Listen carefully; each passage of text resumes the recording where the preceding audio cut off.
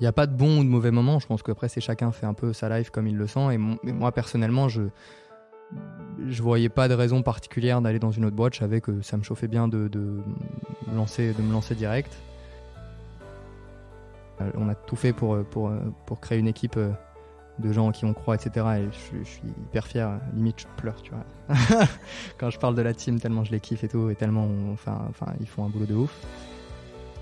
La réelle, en effet, barrière à l'entrée, nous qu'on voit quand t'es un petit et que t'as pas envie de te faire défoncer par le gros site qui vend la même chose que toi, c'est vraiment l'accès au stock, quoi. Est-ce que t'as accès à un vrai gros catalogue, est-ce que t'as accès à une grosse profondeur de stock, et c'est ça qui fait l'énorme différence.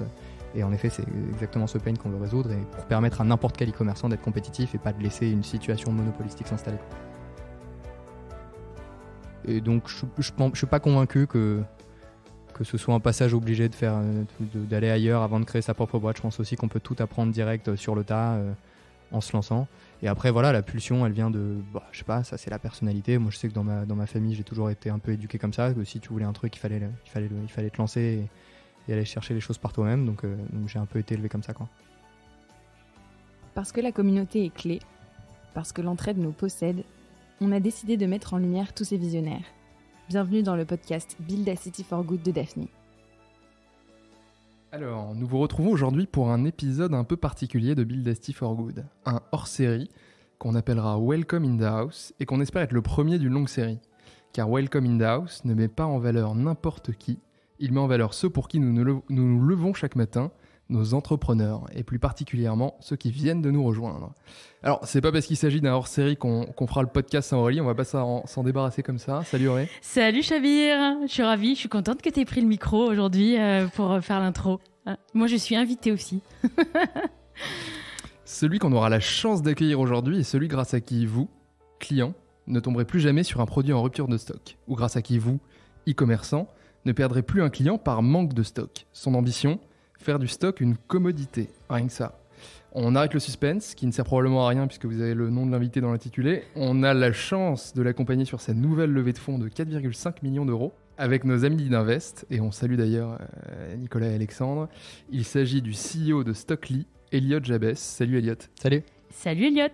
Salut. Et d'ailleurs, on n'a pas mentionné aussi les nombreux autres business angels qui t'accompagnent sur ce tour. Attends, je peux juste préciser un truc, Ouais. juste pour ceux qui connaissent pas Elliot, quand vous l'ajouterez sur LinkedIn, faites attention parce qu'il a les cheveux très courts, il ressemble pas du tout à sa photo. Aujourd'hui, il a les cheveux longs et je l'ai pas reconnu quand j'ai ouvert la porte tout à l'heure. Et j'avais vu quand j'ai tapé Stockly sur internet que c'était aussi une boîte qui faisait du gardiennage de camping-car. Donc voilà, aujourd'hui ne vous trompez pas, donc c'est Elliot avec les cheveux longs et c'est Stockly, une solution pour les e-commerçants. Voilà. Et alors, on commencera par ça. Qui se cache derrière cette photo LinkedIn? Est-ce que tu pourrais te présenter, Elliot? Ouais, avec plaisir. Merci beaucoup de me recevoir. Donc, je m'appelle Elliot Jabès, je suis le CEO de Stockly. On a lancé la boîte il y a presque 3 ans maintenant avec Oscar, mon cofondateur. Et en effet, on n'est pas une solution, du moins pas encore, de gardiennage de camping-car. Stockly, donc stockly.ai, notre site. Et on permet aux e-commerçants de piocher les uns chez les autres quand ils sont en rupture de stock pour toujours mieux servir le consommateur et éviter de montrer des produits en rupture. Alors là, t'es allé trop vite. Ouais. Parce qu'en fait, on voulait parler de toi. Ouais, exactement. Et t'inquiète pas, on va parler de Stockly derrière. Parce qu'en plus, les gens ne savent pas, parce qu'on nous écoute sur ce podcast. On peut leur donner un indice, on a le même âge, je pense. Ça dit rien si on est jeune ou pas jeune, mais un petit peu quand même. Et nous, ce qu'on aurait aimé savoir, c'est comment est-ce que déjà tu as eu l'idée de Stockly et qu'est-ce qui t'a fait tomber dans cette marmite de l'entrepreneuriat? En gros, j'ai fait une école d'ingénieur à Paris. J'ai dû finir il y a, 4 ans. Là, tu donnes un bête d'indice sur notre âge. Ouais, non, je peux le dire. J'ai 26 ans et j'ai fini mes études il y a 4 ans. Je me voyais pas spécialement, sans aucun jugement de valeur, mais comme mes copains de promo candidataient chez McKinsey ou je sais pas quelle autre boîte de conseil, c'était pas trop mon délire. Je me voyais plutôt un peu apprendre par moi-même et me jeter comme ça dans le bain et voir ce que ça allait donner. Et donc en fait, en dernière année, j'avais la possibilité de faire un échange dans une autre école d'ingénieurs qui s'appelle Télécom Paris, où j'ai été extrêmement bien accueilli et où je pouvais faire en gros un master entrepreneuriat où j'avais genre un cours par semaine et le reste, il me laissait monter un projet. Et donc j'ai appelé Oscar, qui était mon binôme de prépa des années d'avant, qui lui était en train de finir le NS, et je lui ai dit ok, vas-y, on monte une boîte ensemble, je sais qu'on bosse trop bien ensemble, c'est toi avec qui il faut qu'on lance un truc. Et au début, on a lancé un site, un comparateur de prix pour les chaussures, parce que moi j'aime bien les chaussures, et donc j'en avais marre que mes potes me demandent toujours où est-ce que je peux trouver telle ou telle paire ou quoi, sur des trucs en plus pas spécialement rares ou quoi. Donc je lui ai dit ok, on va créer un moteur de recherche dédié au basket, parce qu'il y a une tonne d'offres en ligne, et ce sera relativement facile à mettre en place et puis à tester, parce que ça nous est marré d'avoir une idée qui était facile à itérer, etc. Donc on s'est lancé là-dessus. Au bout de quelques mois, on a vraiment tout codé le site nous-mêmes et tout de zéro. Et puis on avait, je sais pas, quelques milliers de visiteurs tous les mois et tout. Et puis assez rapidement, on a pivoté beaucoup de fois parce qu'on, pour plein de raisons, on n'était pas hyper convaincus sur le long terme du modèle du comparateur de prix, qui est le modèle assez évident quand on fait un moteur de recherche ou un truc dans ce style-là, où c'est globalement de l'affiliation, quoi. Et donc voilà, de pivot en pivot, on a vraiment creusé les différents problèmes qu'on pouvait rencontrer sur le marché, notamment le sujet du stock, et on s'est rendu compte que c'était vraiment ça le nerf de la guerre. C'était pour les e-commerçants l'accès au stock. Comment faire pour qu'il soit compétitif? Faut juste qu'ils aient les bons produits à vendre au bon prix, avec les bonnes conditions de service, de livraison, etc. Et donc on s'est dit ok, on va mettre en réseau tous ces gens-là et on va leur permettre d'avoir un accès illimité au stock. On veut que ça devienne une commodité et on veut permettre à n'importe quel e-commerçant qui a le droit de vendre tel et tel produit d'y avoir accès de façon illimitée, quoi. Mais c'est marrant parce que c'est vrai que tu es passé par un peu toutes les itérations. Enfin, tu fais le comparateur. Après, bon, là, tu le disais pas, mais c'est vrai qu'après, tu t'es mis dans les magasins pour essayer de résoudre le problème de stock. Et après, en fait, tu es retourné online, mais toujours un peu avec cette brique tech que tu as dû utiliser sur le comparateur, mais plus adapté à l'online sans le offline. C'est vrai que c'est marrant de voir le cheminement et qu'en fait, tu as pivoté quand même plusieurs fois avant d'arriver sur ça. Et ça, tu disais, c'est en combien de temps? C'est Ouais, on a pris à peu près un an. C'était notre dernière, c'était notre fin d'études, quoi. Au lieu de faire un stage, je sais pas où, on a fait ça, quoi. T'as jamais bossé en boîte quasiment? Si, j'ai bossé un an, quoi. T'as jamais eu de patron, quoi. Si. Mais ça t'a paru évident de te lancer parce qu'on se dit toujours à quel moment tu te dis j'y vais, c'est bon, on y va. Alors il y a Oscar qui est là, tu dis, ton cofondateur, mais à quel moment tu te dis pas je vais quand même aller faire un peu mes armes dans une boîte et puis après j'ai cette idée, je reviendrai. Comment tu te lances en fait et tu dis allez, c'est en toi, on se dit toujours l'âme d'entrepreneur, ouais. Ça vient d'où ça? C'est toi qui l'as Je sais pas, je pense que rationnellement il n'y a pas de bon ou de mauvais moment. Je pense qu'après chacun fait un peu sa life comme il le sent, et moi personnellement je voyais pas de raison particulière d'aller dans une autre boîte. Je savais que ça me chauffait bien de me lancer direct. En effet, il y a plein de gars qui conseillent toujours de faire un peu ses armes, d'aller regarder dans d'autres boîtes, d'expérimenter des problèmes avant d'essayer de les résoudre. J'avais avec un pote qui a monté une boîte en même temps que moi, qui l'a revendue il y a 1 an et demi, qui me dit tout le temps non mais toi t'es un grand malade de faire ça, moi j'ai bossé d'abord 5 ans et puis j'ai observé plein de problèmes par moi-même. Ouais, mais je pense qu'en fait ces 5 ans en bossant en une boîte et en observant des problèmes, en vrai tu peux aussi les faire en encore moins de temps quand tu t'es vraiment à 80 heures par semaine sur ton projet comme un ouf parce que c'est ton truc et que tu fais que ça et tout. Et donc en fait t'apprends forcément super vite, tu fais une tonne de trucs, t'es confronté à plein de sujets auxquels tu serais pas confronté si t'étais dans une autre boîte où ton rythme est peut-être un peu plus normal. Et donc je suis pas convaincu que ce soit un passage obligé d'aller ailleurs avant de créer sa propre boîte. Je pense aussi qu'on peut tout apprendre direct sur le tas en se lançant. Et après voilà, la pulsion elle vient de je sais pas, ça c'est la personnalité. Moi je sais que dans ma famille j'ai toujours été un peu éduqué comme ça, que si tu voulais un truc il fallait te lancer et aller chercher les choses par toi-même. Donc j'ai un peu été élevé comme ça, quoi. C'est beau. Ouais. Et avec Oscar, c'était une évidence. Tu parlais des DM de maths. Alors peut-être dans la vidéo, on vous a un peu spoilé. De physique, attention. De physique. Il est très bon en physique et toi non? Non, mais il est juste. En fait, Oscar, il est vraiment spécial. Tu vois, il est vraiment très très intelligent, beaucoup plus que moi. Je dis spécial évidemment dans le bon sens. Et non, et vraiment, je dis ça en rigolant, mais c'est vraiment ça, quoi. Moi, j'étais le mec trop con qui comprenait rien. Et le prof de physique qui fait moi, vas-y, toi, t'es trop con, va bosser avec lui. Et lui, c'est un génie, mais il faut rien. Et en fait, on a vraiment très très bien matché. Genre, à partir du moment où on s'est mis à bosser ensemble, c'était au bout de peut-être 3 mois en première année. Tous les deux, on a grave bien décollé. Et c'est surtout que c'est vraiment la naissance d'une relation de ouf, parce que après, on a vraiment bossé. C'était mon binôme pendant 1 an et demi. Parfois, on bossait avec d'autres gars et tout, Mais ouais, il a l'explosivité, il a un niveau d'abstraction qui est quasiment infini. Enfin, genre vraiment, c'est le seul mec que je connais probablement qui pourrait être vraiment chercheur en maths s'il voulait, quoi. Sauf qu'il kiffe le biz et ça le fait trop kiffer de monter, de créer de la valeur, de faire des trucs hyper concrets. Donc non, c'est quelqu'un d'exceptionnel vraiment. Mais on aurait dû demander à Oscar de présenter Elliot. Parce qu'en fait, c'est ça qu'on veut savoir d'Elliot. C'est qui, toi, tu dis, l'exceptionnel. Et Elliot, il est comment, en fait? C'est quoi tes qualités? Non, mais c'est vrai, tu as super bien présenté Oscar. Il est malheureusement pas là et on lui fait un gros bisou. Alors que tu le connais pas. Enfin, si tu le connais bien. Mais... Je l'ai vu, seulement en visio. Mais c'est vrai, qui es-tu? C'était aussi Elliot, tu vois. Bien sûr, je peux en comparaison. Déjà, je parlais d'Oscar avant, mais il y a toute la team aussi qui est avec nous tous les jours et tout. Et voilà, on a tout fait pour créer une équipe de gens qui on croit, etc. Et je suis hyper fier. Limite, je pleure, tu vois. Quand je parle de la team, tellement je les kiffe et tout. Et tellement, enfin, ils font un boulot de ouf. Vous êtes combien? On est à une quinzaine maintenant. Et ouais, non, moi je pense que je suis un peu plus pied sur terre, tu vois. Genre, je pense que mes qualités, c'est que je sais assez bien. Je pense que j'ai un bon feeling de quand les choses sont crédibles ou pas crédibles, quand quelque chose tourne pas rond, je sais assez bien le repérer, je sais assez bien cadrer la façon de travailler de moi et de l'équipe, etc. Je pense que je suis capable aussi d'onboarder les gens. Et de bien les aligner autour d'un projet commun et tout. Et voilà, je pense que la boîte, c'est un des trucs dont je suis hyper content, c'est qu'on arrive à tous bosser dans le même sens. Et j'essaye de l'impulser au quotidien du mieux que je peux, quoi. Et on peut que confirmer. Ouais. Sûrement, vous avez suivi de près, moi un peu de plus loin, mais je suis sûr que vous confirmez avec Pierre-Éric. Et bah clairement, surtout sur ta capacité à aligner les gens, et je pense que c'est ultra important. Et tu parlais tout à l'heure de création de valeur. Là, on rentre dans le dur. Est-ce que tu pourrais nous expliquer concrètement comment Stockly, comment est-ce que ça marche, et surtout le problème auquel tu t'adresses? Tu peux balancer des milliards et des trilliards, je pense, sur la problématique de la rupture de stock et du surstock en général. Et vas-y, je t'en prie. Ok. En gros, Stockly, comment ça fonctionne?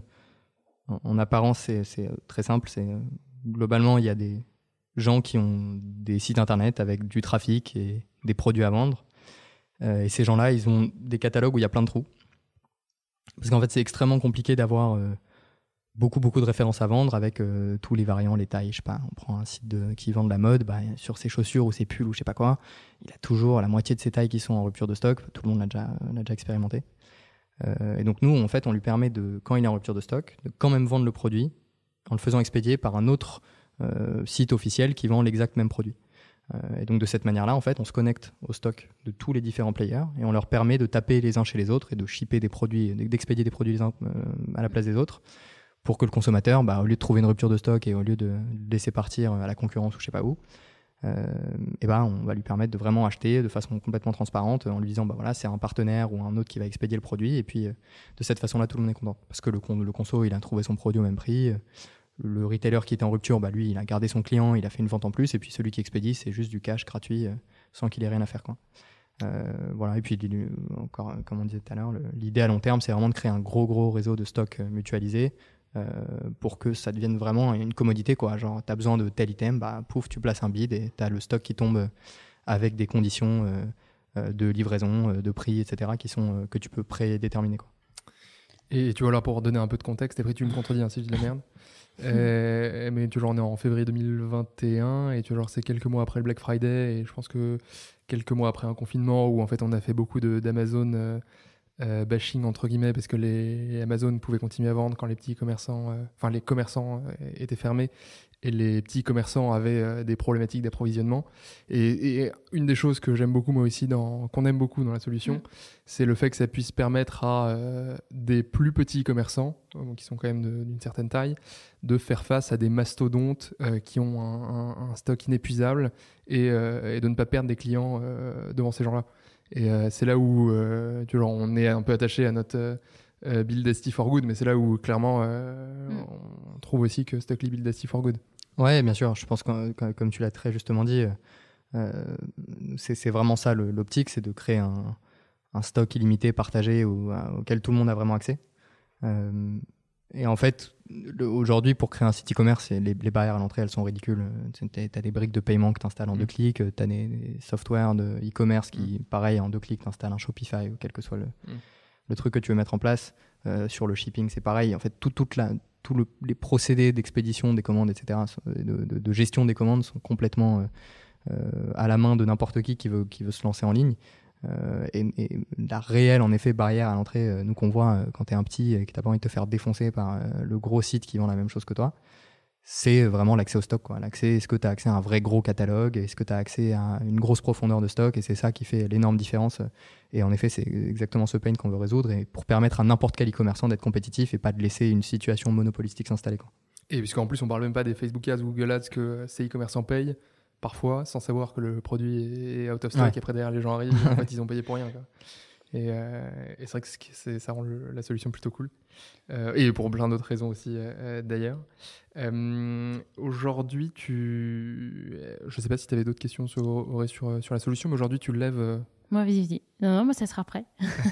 Si, j'ai prévu. Tu lèves des fonds. Avec nous notamment, on a la chance de t'accompagner, et avec d'autres également. Pourquoi est-ce que tu lèves? Quelle est ta dynamique aujourd'hui? Qu'est-ce que tu veux faire avec ces fonds-là, et quelle est ton ambition? Ouais. En fait, la logique de Stockly aujourd'hui, dans les prochaines années, c'est vraiment d'aller commencer à se connecter avec le plus de e-commerçants possible, le plus de sources de stock possible, le plus de e-commerçants qui ont besoin de cette solution-là aussi, et voilà, et augmenter le volume de transactions qui passent dans le réseau, pour pouvoir fluidifier de plus en plus les transactions e-commerce, et améliorer de façon extrêmement conséquente l'accès au stock. Donc sur les 2 prochaines années, et je pense que c'est à ça surtout que c'est sur ça que cette levée de fonds elle va nous aider à accélérer de façon incroyable. C'est vraiment d'aller se connecter à beaucoup plus de sources de stock, et puis faire exploser le volume d'affaires, continuer sur la très bonne courbe de croissance qu'on a entamée. Et bien sûr, l'accompagnement des board members, bien sûr, qui va aussi vous aider. Et ça, je pensais qu'il allait poser une question spécifique dessus, c'est pour ça que j'ai pas voulu spoiler. Et comment s'est passée la levée, en tant que, si tu prends ta casquette? Je sais pas si t'as le droit de tout dire. Non, mais pas forcément avec Daphne. Moi, c'est vrai que je suis toujours un peu extérieure, donc bon. Non, mais ça a été challenging. Enfin, ça a été, tu vois, toi, voilà, t'as pas beaucoup dormi, t'es un peu palo, c'est vrai, Elliot. Non, mais c'était, t'as eu beaucoup de chance parce que t'as eu beaucoup de fonds qui sont venus vers toi. Ça a été, comment ça s'est passé, tu vois, toi Je pense que c'est je suis pas un professionnel de la levée de fonds comme mais vous, en tout cas, ton expérience, ouais. Mais de mon expérience, je pense que chaque levée est un peu différente. Nous, globalement, on est... Ouais, je dis pas ça parce que t'es là. Hein. Mais, non, mais attends, on fait comme si Chabir était pas là, parce qu'on sort l'équipe Invest là, et on... Non, on est Pierre-Eric sort du placard. on est très content des gens de qui on s'est entouré, et qui sont venus vers nous, avec qui on a discuté, etc. En effet, on avait la chance d'avoir une super bonne traction sur le tour, enfin en général, et puis sur ce tour en particulier. Donc voilà, ça s'est fait hyper naturellement, en bonne intelligence. Et vraiment, on est hyper content des gens avec qui on travaille aujourd'hui, quoi. Et ça, c'est un truc qui est assez marquant chez vous, puisque non seulement nous on est très contents, puis on avait appelé aussi pas mal de vos partenaires qui aussi étaient assez dithyrambiques sur vous. Pour vos due deals. Pour nos due deals, parce qu'on fait un peu notre travail. Bah, et Elliot, t'as dû faire tes due deals aussi, hein, je pense. Hein. Ouais. Sur nous, hein. Tout à fait. Non, bien sûr, hein, c'est normal. C'est dans les deux sens. Je peux pas te retourner le... Non, c'était pareil. C'était pareil, c'était sans équivoque. Moi, j'aurais bien aimé savoir un petit peu, mais c'est plus... moi, j'aime bien connaître un peu ta personnalité. Mais on peut continuer de parler de Stockly si tu avais d'autres questions. Vas-y. On avait une belle question sur... c'est quoi ton rêve à toi, Elliot? Genre mon rêve dans la vie? Ouais. C'est une question, on peut parler longtemps. Hein. Ouais, non, mais c'est vraiment, on a encore un peu de temps. Ouais, non, c'est cool. Non, mon rêve, je pense que mon rêve, c'est de rendre les gens autour de moi heureux et bien, avant tout. C'est de travailler pour des choses qui ont du sens, pour créer de la valeur, tu vois, sans que ce soit purement spéculatif ou financier ou quoi. Donc vraiment créer de la valeur sur des choses qui apportent du bien, qui permettent aux gens de bien vivre, et puis après voilà, de façon personnelle, tu vois, à l'échelle personnelle de moi, comment je peux rayonner à mon humble niveau, ouais, c'est rendre les gens autour de moi heureux, avoir des bonnes relations avec les humains qui m'entourent, quoi. Mais ça c'est déjà pas mal. Si j'arrive à faire ça de mieux en mieux au long de ma vie, je serais content. Bah, rends-nous heureux, ouais, Elliot. Moi, j'aime beaucoup ce rêve. Ouais, ça me parle. Aimez-nous bien, comme t'as dit. T'avais encore une question. Exactement. Ouais. On aime bien poser cette question. On voudrait savoir si est-ce que tu as une conviction qui est peu partagée par d'autres personnes. Une conviction qui est peu partagée, autre que le métal, c'est trop bien. Ah, le métal, ça. Oh, il y a quand même. Et le métal, je me suis rendu compte qu'il y a quand même pas mal de monde qui aime le métal. Je ferai des petites playlists à l'occasion. Ouais. Je t'assure pas qu'on les passera. Il faut juste avoir la bonne porte d'entrée. Mais comment on se met au métal, ça aussi, ça. C'est comment on commence à aimer le métal, c'est drôle. Ouais, parce que c'est varié, tu vois. J'écoute pas que des mecs qui s'écorchent les veines et tout. Il y a ce cliché. C'est vrai qu'il y a ce cliché souvent. Mais j'écoute pas une tonne de métal non plus, mais ça. Je sais pas, 10% de mes playlists en général. D'accord. Du coup, t'as donné la réponse à la vidéo. Une des réponses. Merde. Ah ouais, c'est clair. Mais moi, c'est pas, on coupera au montage. Non, une conviction peu commune. Je sais pas trop. Ouais, qui est pas partagée par beaucoup de monde, ou des fois t'as honte. Tu voudrais pas le dire trop haut et fort, mais peut-être qu'il y en a pas. Hein. Peut-être que. C'est une question piège, ça. Non, franchement. Tu sais que c'est une question. Elle est très dure. Non, c'est compliqué. Généralement, on la pose et on prévoit avant. Ouais. Non, moi, j'ai une conviction. Si, je peux avoir une conviction qui est un peu pas commune. Je sais pas trop ce que ça vaut, mais je pense que tout le monde est un peu fou. Moi, j'ai une conviction, c'est que tous les gens sur Terre, ils sont tous un peu tarés à leur manière, et que globalement. Et c'est marrant parce que dans le milieu de l'investissement et dans le milieu des startups, des entreprises et tout, on a tendance toujours à résumer toujours le comportement des gens de façon très rationnelle. Moi, je pense que je suis quelqu'un d'assez rationnel, mais je pense que globalement, c'est pas le cas de l'écrasante majorité des gens. Et du coup, voilà, c'est peut-être ça la conviction que j'ai sur ma grille de lecture, sur mon humble grille de lecture sur le monde, c'est que les gens font globalement pas tant de choix rationnels que ça, et que tout le monde et chacun est un peu taré à sa manière. C'est une bonne réponse, écoute. Ouais, merci. Et alors là, on a nos questions rigolotes. Ça c'est fini, ça y est? Ah, bah, j'en sais rien. Ah, bah non, mais on est plutôt pas mal. On a une bonne vingtaine de minutes. Okay. Mais si vous avez terminé sur Stockly, on n'avait pas d'autres nouvelles à raconter à nos auditeurs? Une belle levée de fonds, une équipe dynamique. Regardez Stockly de près. Qu'est-ce que vous pouvez raconter en dernière nouvelle avant de passer aux dernières questions? Non, sur l'actualité de Stockly, peut-être on a pas mal de postes ouverts, et c'est un de nos gros sujets, c'est de continuer à nous entourer des meilleurs talents qu'on peut. Encore une fois, je suis vraiment très très fier de l'équipe qu'on a aujourd'hui, et qui, c'est voilà notre boîte à tous, quoi. Et on a encore des postes ouverts, on fait grandir la famille, donc tous ceux qui sont des stocklers, exactement, c'est comme ça qu'on les appelle. Donc tous ceux qui sont chauds pour rejoindre l'aventure, qui m'envoient un mail ou qui regardent sur nos offres, les offres qu'on a sur Welcome ou sur les sites d'annonces. Voilà. Et tu peux résoudre toutes les problématiques de tout type de e-commerçant si jamais ils te découvrent via le podcast. C'est jamais. Tout ce qui est lié à la disponibilité produit, au stock, etc. Moi, je suis ravi de parler avec tous les e-commerçants qui ont besoin d'aide là-dessus. Si on peut les aider avec Stockly, avec plaisir, et au pire je passerai un quart d'heure à essayer de prêter mon humble cerveau aux gens qui ont besoin d'aide. Et n'oubliez pas, si Elliot vous parle, c'est qu'il veut vous rendre heureux avant tout, hein. Super. Et ben on a toujours notre petit quiz pour terminer la conversation, et je te laisse commencer, Chapi. Oui. Quel est ton dernier texto, Elliot? Je crois que c'était toi, je suis arrivé en retard et je te disais, je suis désolé, et je ne l'ai pas envoyé, du coup, c'était un WhatsApp même. Superbe. La dernière fois que tu as dit je t'aime? C'était pas ce matin, parce qu'elle m'a vraiment saoulé. Ouais, non, elle était chiante ce matin. C'était hier à ma copine, du coup. Est-ce que tu connais la taille d'Oscar? Ouais, je pense. C'est quoi? Je sais pas, 1m78. Et écoute, on vérifiera. On voulait faire un clin d'œil à Oscar encore, et voir si vous connaissiez vraiment bien. Ouais. Et enfin, pour terminer, s'il n'y avait plus que des mocassins à glands disponibles sur cette terre, serais-tu prêt à les mettre? En fait, je vais te dire la vérité, ça fait vraiment 3 fois que tu me parles de mocassins à gland et je sais pas ce que c'est. Je vois même pas le look que ça a. J'imagine. Non, mais je pense que c'est genre comme des mocassins à gland, avec les petits faux lacets devant, c'est ça? Ouais. Ok, bah du coup, ça j'en ai. Et c'est des chaussons en fait. C'est vraiment super. Des Uggs, c'est trop bien. Ah oui, donc bon. Du coup, la réponse c'est oui. La réponse est oui. Nous, on voyait, oui, tu le mettrais en chaussons, tu les mettrais pas pour revenir au bureau. Ouais, mais c'est des chaussons, tu sais, avec une semelle un peu épaisse, tu peux sortir quand même avec et tout. S'il Façon pleut, c'est relou. Mocassin façon sneaker. Ouais. Ouais, c'est ça. Ok, on a bien Donc compris. voilà, je pense que oui. On est un peu, comment on dit, obsédé par les mocassins à gland chez Daphne. Dans le 2e, on n'en croise jamais. Mais on est allé récemment dans le 8e arrondissement, il y en avait à tous les coins de rue. Voilà. Bon, tu dis ça, je suis sûr qu'il y en a que beaucoup ici ont un passif de mocassin à gland.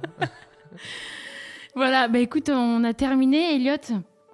Merci beaucoup d'être venu Merci. sur Merci, cet c'était hyper épisode cool. hors série, comme l'a dit Chabir en début d'épisode. Et on est ravis, en tout cas, de te compter dans la Da Family.